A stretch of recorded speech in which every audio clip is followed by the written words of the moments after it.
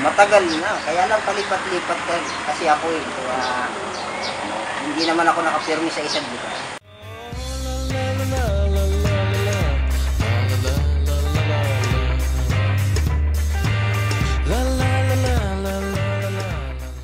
Ngayon?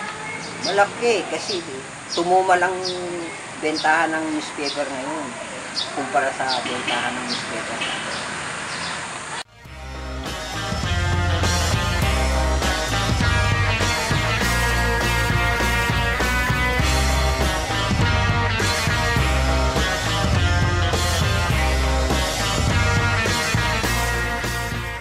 Hindi ka naman bababa sa 100 eh.